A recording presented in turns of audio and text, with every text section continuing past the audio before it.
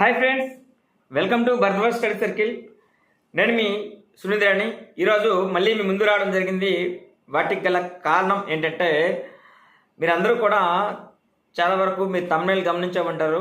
ఇది especially for ఆంధ్రప్రదేశ్లో ఎవరైతే డిఎస్సికి ప్రిపేర్ అవుతున్నారో వాళ్ళ కోసం, అదేవిధంగా టెట్ ఫుల్ మార్క్స్ ఉండేవారు కాకుండా టెట్ రాసేవారు ఎవరైతే ఉంటారో వాళ్ళ కోసం అని చెప్పేసి ఈ యొక్క వీడియో అనేది ప్రధానంగా మీ అందరికీ కూడా, ఈ డిఎస్సి ఆస్పిరెంట్స్ అందరికీ కూడా ఉపయోగపడేటువంటి ఈ యొక్క వీడియో.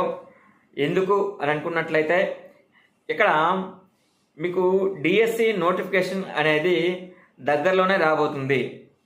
ఆల్రెడీ టెట్ అనేది కండక్ట్ చేస్తున్నారు. మనకి నెక్స్ట్ మంత్ ఆల్రెడీ ఈ యొక్క హాల్ టికెట్స్ కూడా విడుదలవడం జరిగింది. నెక్స్ట్ మంత్ వచ్చేసరికి ఈ 3వ తేదీ, అక్టోబర్ 3వ తేదీ నుంచి 20వ తేదీ వరకు ఎగ్జామ్స్ ఉన్నాయి. ఇంకా 1 మంత్ మాత్రమే ఎగ్జామ్ ఉంది.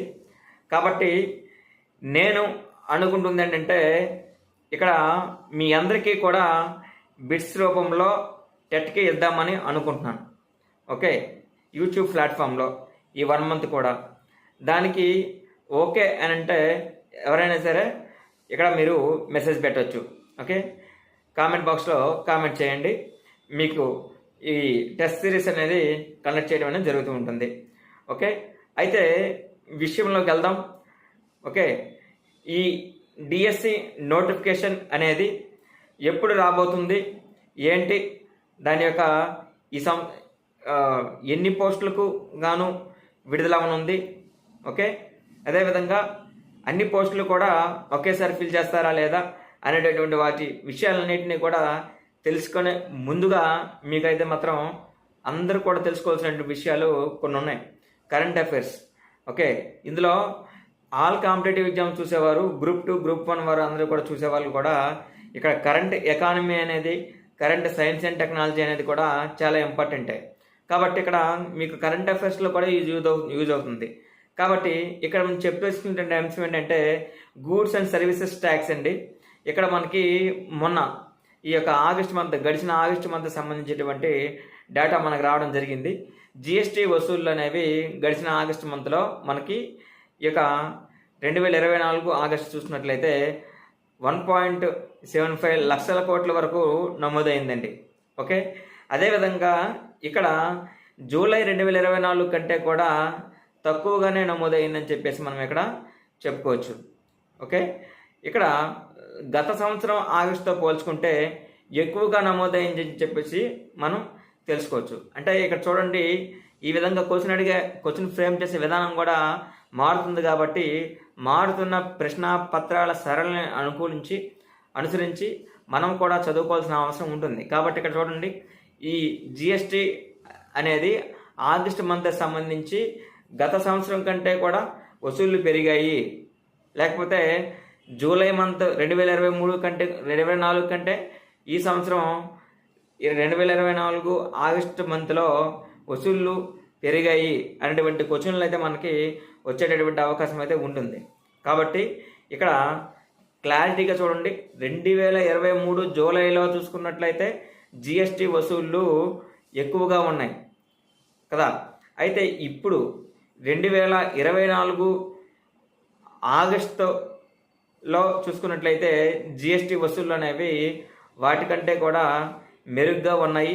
1.75 లక్షల కోట్లు, అంటే 1,75,000 కోట్లు వరకు కూడా ఉన్నాయని చెప్పేసి ప్రధానమైనటువంటి ఇన్ఫర్మేషన్గా గుర్తుపెట్టుకోండి. అయితే ఇందులో ఎంతవరకు పెరిగింది అని అంటే 10% వరకు కూడా పెరిగిందని చెప్పేసి కూడా మనకి ఒకవేళ కాంపిటేటివ్ ఎగ్జామ్లో అడిగినట్లయితే ఇది కూడా మనకు ఆన్సర్ అనేది ఉండబోతుందండి. ఇవే క్వశ్చన్లు ఎంతవరకు ఇక ఎకానమీలో చూసుకున్నట్లయితే ఇవే.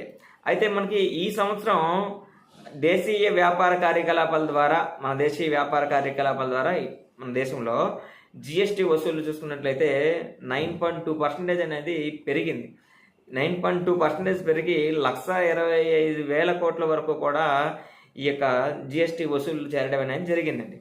అయితే దిగుమతి ద్వారా మనకి ఏవైతే దిగుమతులు చేసుకుంటున్నామో దిగుమతుల ద్వారా ఈ గూడ్స్ అండ్ సర్వీసెస్ ట్యాక్స్ ఆదాయం అనేది ఇక్కడ 12.1% వరకు వృద్ధి చెందింది అనమాట. వృద్ధి చెంది సుమారుగా 50,000 కోట్ల వరకు కూడా వీటి యొక్క ఆదాయం అనేది పెరిగిందని చెప్పేసి మనం చెప్పుకోవచ్చు. అంటే ఎగ్జాక్ట్గా ఎంత అంటే 49,976 కోట్ల వరకు కూడా 49,976 కోట్ల వరకు పెరిగింది అని చెప్పేసి గుర్తుపెట్టుకోండి. ఓకే, అయితే ఆగస్టులో మొత్తం చూసుకున్నట్లయితే ఇక్కడ 24,460 కోట్లు జస్ట్ మనకి ఈ యొక్క రిఫండ్ జిఎస్టీ రిఫండ్స్ ఉంటాయి కదా, వాటి ప్రకారం అయితే వచ్చినటువంటి అమౌంట్ అనేది ఆ విధంగా ఉందని ఇది గుర్తుపెట్టుకోండి. ఇంకొక విషయం, ఇంకొక కరెంట్ అఫైర్స్లో భాగంగా ఇంకొక విషయం చూసుకుందాం. అది ఏంటంటే వ్లాదిమిర్ అనేటటువంటిదండి, చాలా ఇంపార్టెంట్. ఇది మనకి కరెంట్ అఫైర్స్లో అడిగే అవకాశం ఉంటుంది, లేకపోతే సైన్స్ అండ్ టెక్నాలజీలో ఒకవేళ జీవ వైవిధ్యంలో అడిగే అవకాశం ఉండొచ్చు, లేకపోతే ఇంటర్నేషనల్ రిలేషన్స్లో వచ్చే అవకాశం ఉండొచ్చు. చాలా అంశాలు ఉన్నాయి వీటిలో. ఇక వ్లాదిమిర్ అనేది ఏంటి అని అడిగేటప్పుడు మనం ఒకటే గుర్తుపెట్టుకోవాలి, ఇది ఒక తిమింగలం అండి. ఇది ఒక రకమైనటువంటి తిమింగలం. అయితే దీనికి హాల్ అనేటువంటి పేరు ఉంది. ఓకే, వ్లాదిమిర్ అనేటువంటి పేరు కూడా ఉన్నాయి. 2 పేర్లు పెట్టేసరికి మనకి వ్లాదిమిర్ అనేటువంటి పేరుని పెట్టడం జరిగింది. ఇందులో హాల్ అంటే నార్వే దేశానికి సంబంధించిన పేరు, మరి వ్లాదిమిర్ అని అంటే ఇక్కడ రష్యాకు సంబంధించినటువంటి పేరు. అయితే ఈ తిమింగలం అనేది నెగా తిమింగలంగా భావిస్తున్నారు. రష్యాకు సంబంధించినటువంటి నెగా తిమింగలం అండి.